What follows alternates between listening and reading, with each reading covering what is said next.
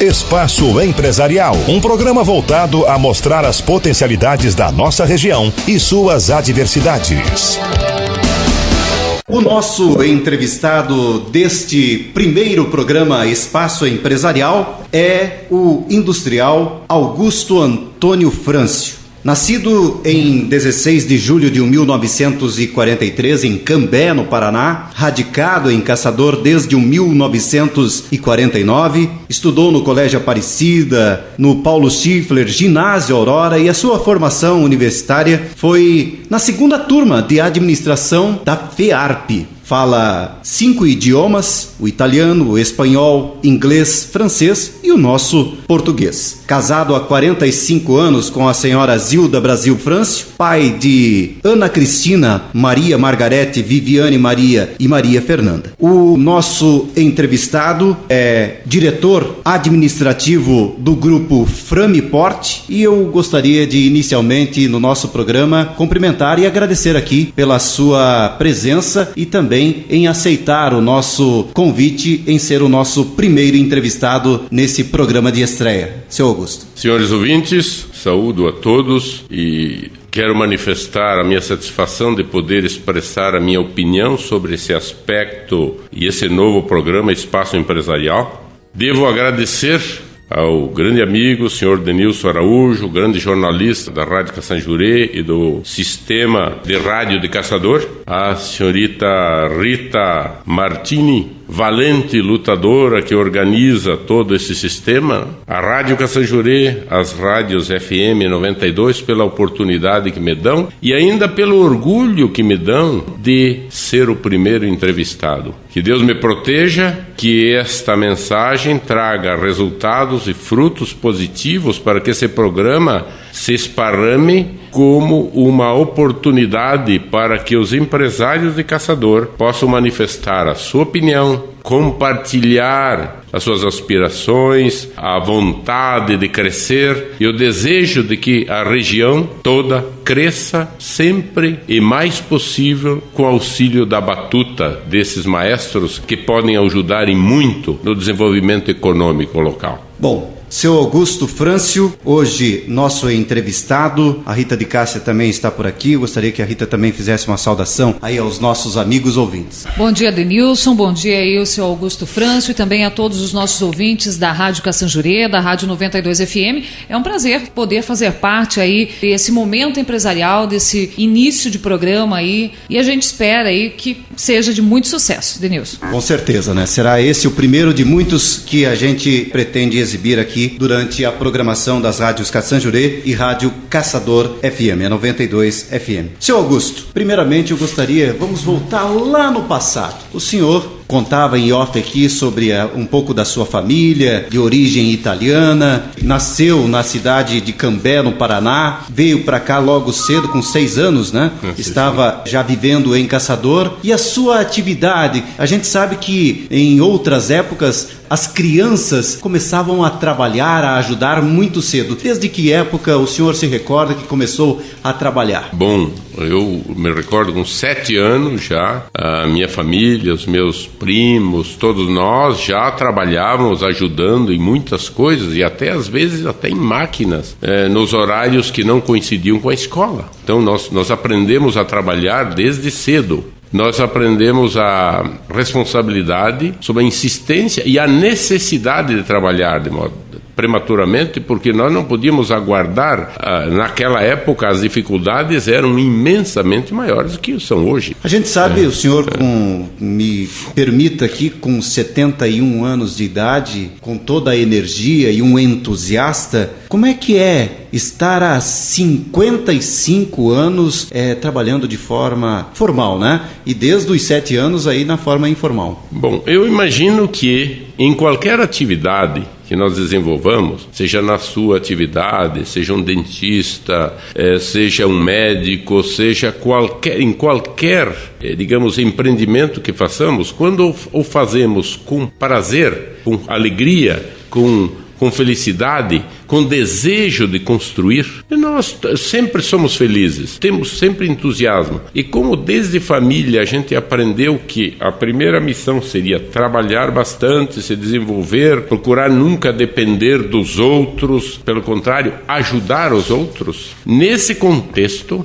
a gente desenvolveu dentro de um ambiente favorável a isso, de modo que é prazeroso. Eu diria que se tiver ausência do trabalho, da ocupação, eu acho que é um sofrimento ficar na ociosidade, eu acho que até um desgaste, é o hábito que a gente tem, né? Seu Augusto, como que a família Frâncio veio parar em Caçador? Bom, meu pai havia ido para o norte do Paraná naquela época, no final da década de 30, naquela região de norte do Paraná, Londrina, Marialva.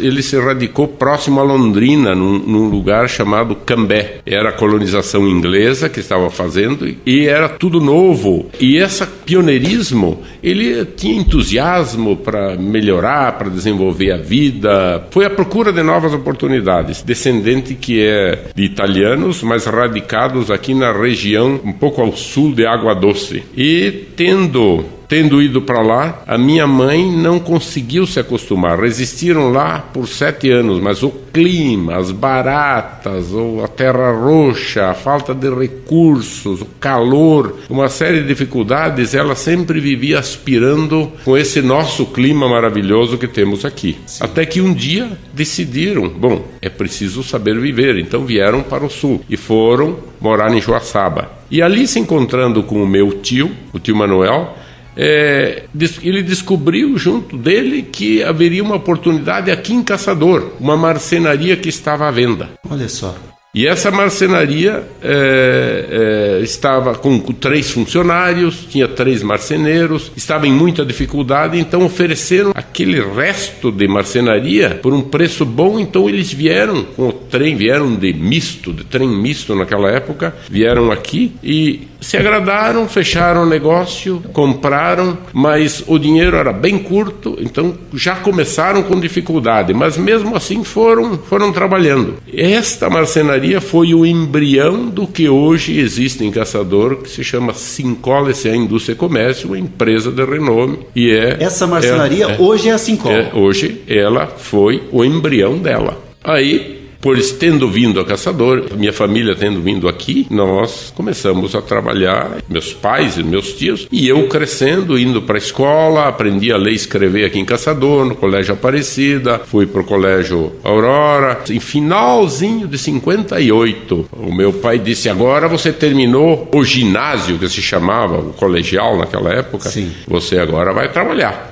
E vamos colocar você lá e você vai trabalhar. E comecei com marcador, com anotador, moço de recado, ajudar a marcar madeira. Formalmente o senhor trabalha com madeira? Desde eu me criei dentro do ambiente madeireiro. Meu pai já era madeireiro, ele já tinha um engenho que se chamava naquela época, desde 1919, ali na região de Água Doce. Sim. Quer dizer, então o ambiente é madeireiro. Agora me diga então uma coisa, qual a importância, com todo esse conhecimento, com toda essa experiência, com todos esses anos e épocas em que o senhor viveu, qual a importância que o senhor vê da madeira para a nossa região ou para Caçador? Dentro do contexto regional, eu considero que a madeira é o elemento mais valioso que tem a possibilidade de desenvolver a região profundamente. Por quê?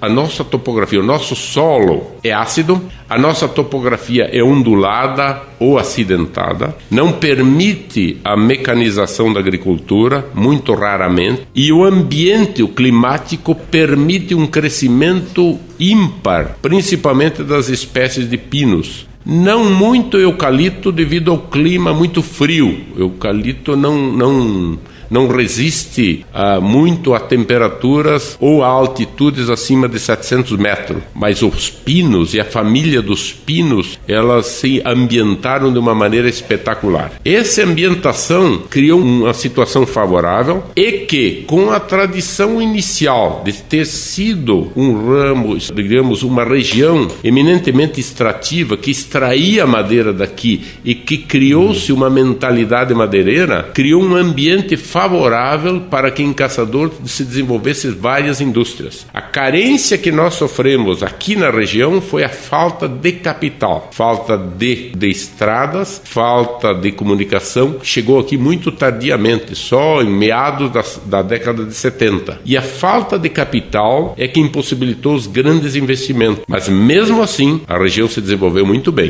E se desenvolverá e continuará desenvolvendo. Augusto Antônio Frâncio, o nosso entrevistado no nosso programa de estreia do Espaço Empresarial. Daqui a pouquinho nós Espaço Empresarial, um programa voltado a mostrar as potencialidades da nossa região e suas adversidades. Muito bem, estamos retornando com o programa Espaço Empresarial. Hoje, o nosso entrevistado é o empresário, diretor administrativo do grupo Framiporte, a Frame, e também a Juliana Florestal. É bom lembrar que a Frame foi fundada em 1979 e depois, já no ano de 80, a segunda empresa que faria parte do grupo Framiporte seria a Juliana. O senhor trabalhou durante todo esse tempo, até 79, meados dele, na Sincol, como um dos diretores. Acabou saindo da Sincol e aí fundar uma outra empresa. O que levou o senhor a fazer isso? Bom, eu trabalhei na Sincol um período tenho muito orgulho desse período. Foi um período muito produtivo, em que eu sempre trabalhei com entusiasmo, com alegria, aprendi muito, criei conhecimentos, aprofundei minhas experiências na área comercial, mas ao final de 78, as injunções administrativas internas, os meus interesses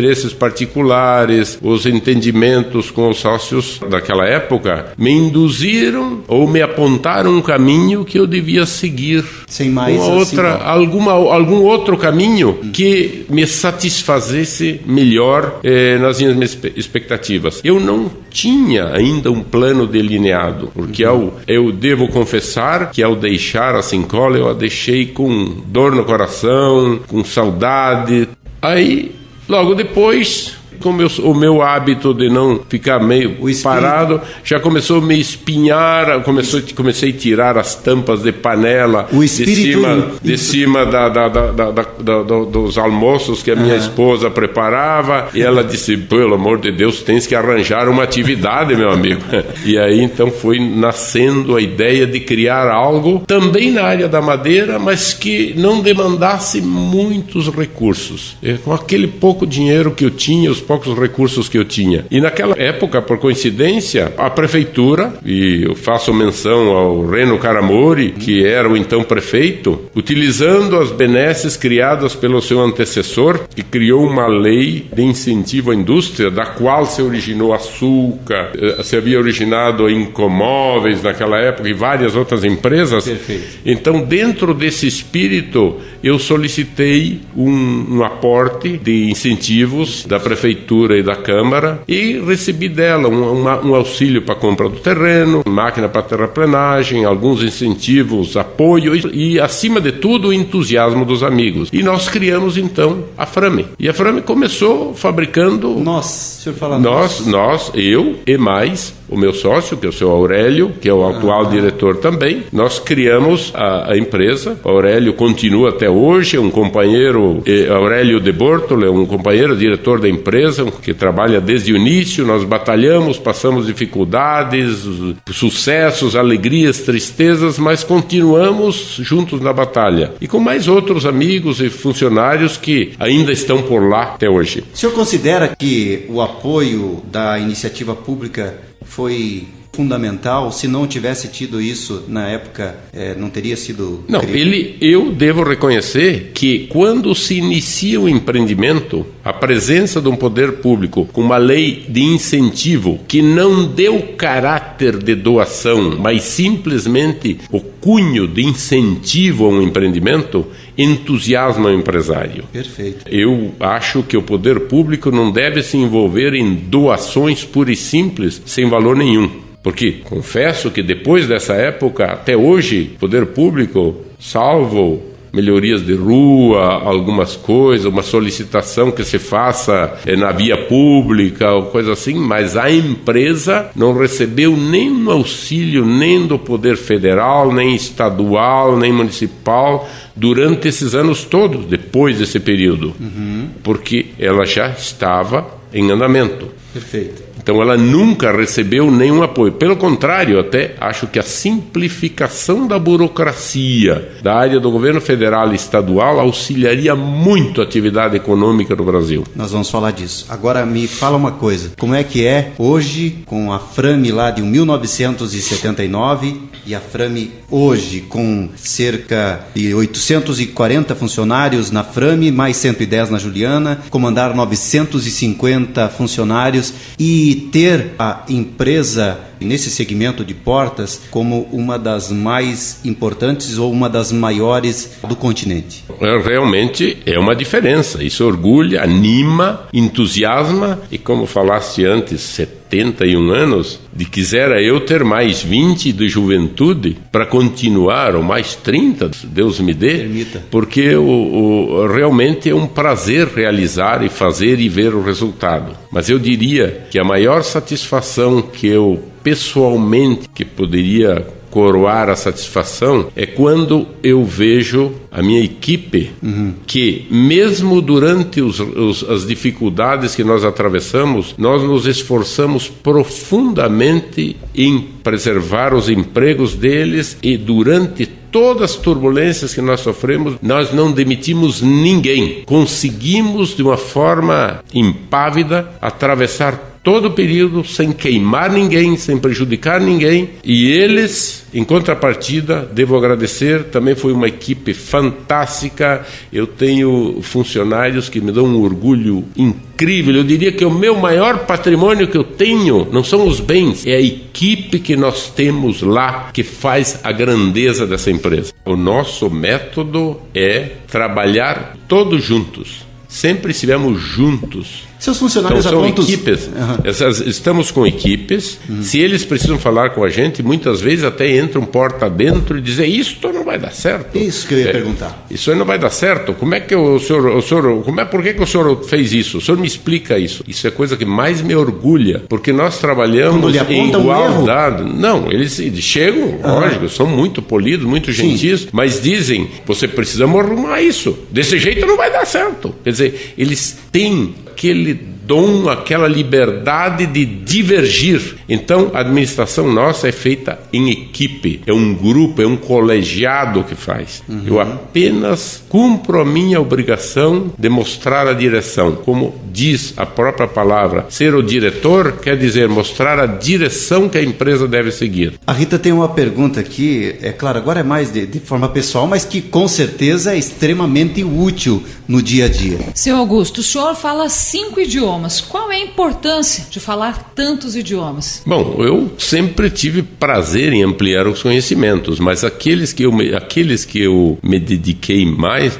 foi a língua inglesa, porque ela é a língua comercial. Nessa eu tive que me preparar, porque se eu exporto e não conhecer a língua inglesa, sou perdido, não há como exportar sem conhecer a língua inglesa. O italiano eu conheço por família, já aprendi na infância, foi a minha primeira língua que aprendi na vida. O francês eu desenvolvi no Colégio Aurora, por 4 anos de francês, uns professores excepcionais, irmãos maristas, que sabiam ensinar muito bem e eu gostava da língua. E o espanhol, por conviver com os países onde eu exporto, e aqueles que trabalham comigo falam muito frequentemente o espanhol, por similaridade eu aprendi, eu domino, consigo até falar no espanhol, quer dizer, me comunico perfeitamente nessas línguas. O empresariado, de uma forma geral, que lida com o mercado internacional, tem obrigação de aprender várias línguas. Seu Augusto, vamos vir um pouco mais para a atualidade, embora eu quero lembrar um detalhe bastante importante sobre o seu pai. O senhor perdeu seu pai muito cedo, né? Sim. Quer dizer, perdeu o pai com 18 anos e se viu ali como o chefe da família. Era o senhor, a sua mãe e mais duas irmãs. Duas irmãs, né? E inclusive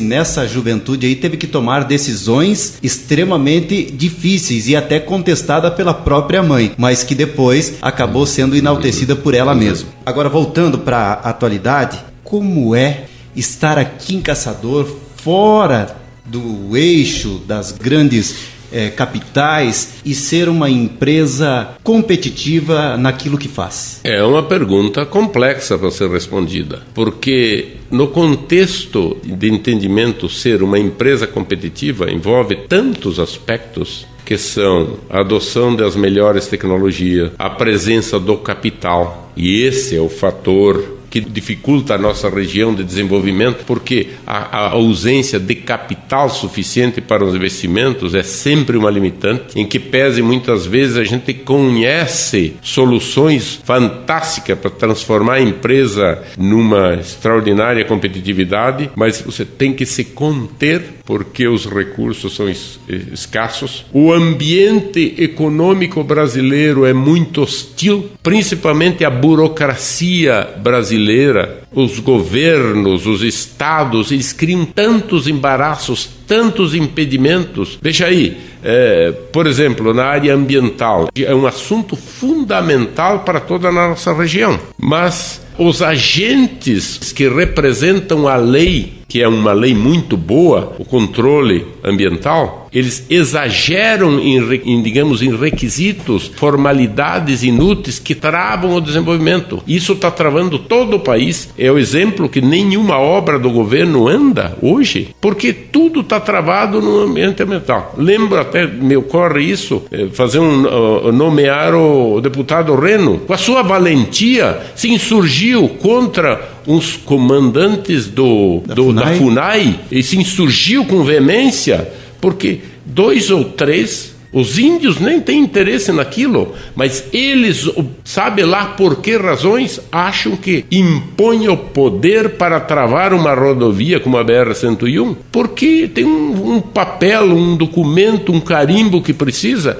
e travam todos os desenvolvimentos. Isso se esparrama, se expande, se multiplica na área empresarial. Qualquer empresário sempre está envolto em milhões de detalhezinhos burocráticos que, para a economia, não produzem nada, mas para embaraçar o desenvolvimento, para impedir, para criar obstáculo, dificultar, geram um efeito avassalador, terrível, desmonta. Então, o grande esforço do empresário brasileiro hoje é vencer toda essa inutilidade que não existe nos Estados Unidos, por exemplo. Os Estados Unidos desenvolvem, e a gente conhece o funcionamento, é a coisa mais simples do mundo, não tem obstáculo, não tem nada. Entre empresas, nem imposto existe, nada. É a coisa mais prática que tem. E aqui nós temos todos os obstáculos que nos impedem de desenvolver. Isto seria algo que os políticos deveriam pensar profundamente. O senhor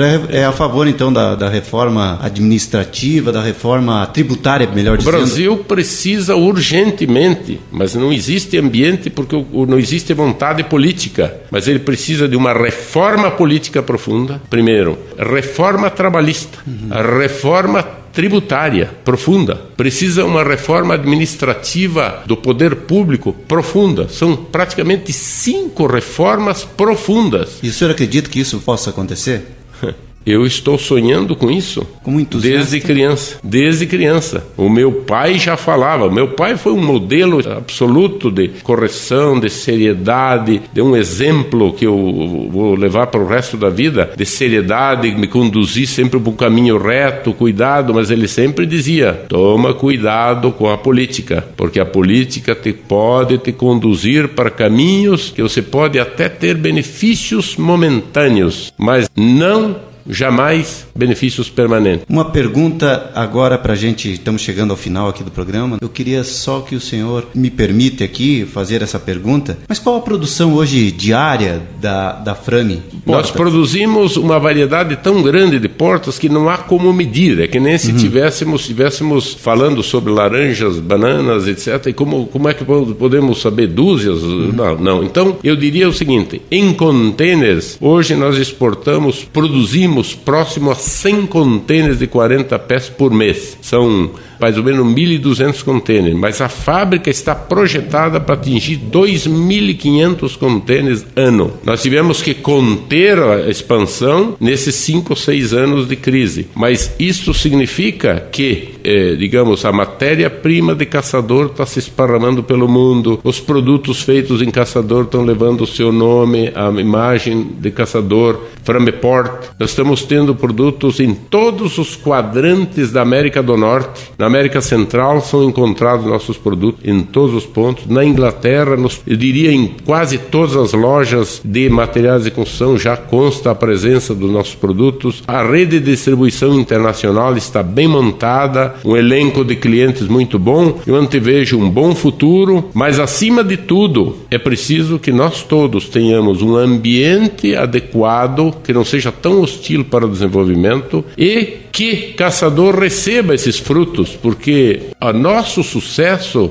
nós teremos benesses para a comunidade se a comunidade for beneficiada. Está sendo beneficiada, mas eu tenho certeza que a nossa comunidade será muito mais beneficiada ainda. Seu Augusto, uma mensagem para quem quer crescer e vencer na vida. Bom, eu diria que não importa o tamanho do empreendimento, pode ser o empreendimento mais simples do mundo, mas se você, um momento como empresário, um novo empresário, criar um emprego, uma oportunidade para alguém, estará exercendo, eu diria, como diria Dom Orlando Dotti, está exercendo a sua oração do trabalho, criando uma oportunidade para que os outros, como irmãos no trabalho, tenham a oportunidade de crescer. Dom Orlando Dotti dizia: não dê nada gratuitamente. Apenas proporcione-lhe a oportunidade e dê a ele a condição que ele se desenvolva. Se ele fizer um emprego, ele já está fazendo a sua oração do trabalho. E o seu valor é o mesmo de que alguém que tenha 1.000, que tenha 2.000, que tenha 10.000. Porque tudo é proporção, porque terá uma condição melhor de desenvolvimento. Eu desejo que os novos empreendedores se dediquem com profundidade nesse sentido, criando uma oportunidade com ética, responsabilidade, com valor, valorizando as pessoas, criando-lhes a oportunidade e, acima de tudo, fazendo que esse trabalho produza efeitos para a comunidade. Trabalho contínuo, sempre, dia e noite.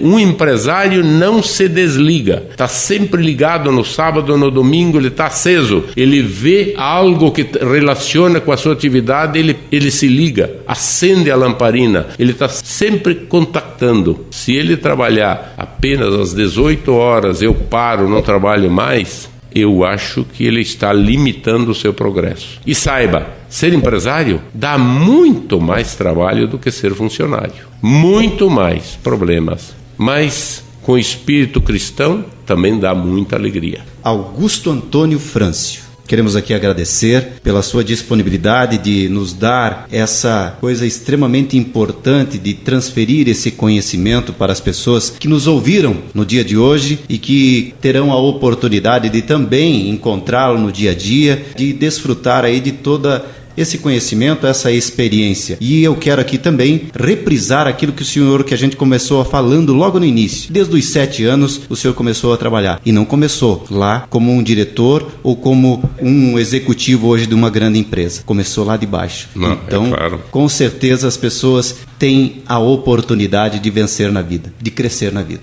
Um grande abraço, muito obrigado pela sua presença. Muito obrigado pela oportunidade e que Deus abençoe a todos nós. Economia, oportunidades, cases de sucesso, dicas inovadoras. Programa Espaço Empresarial.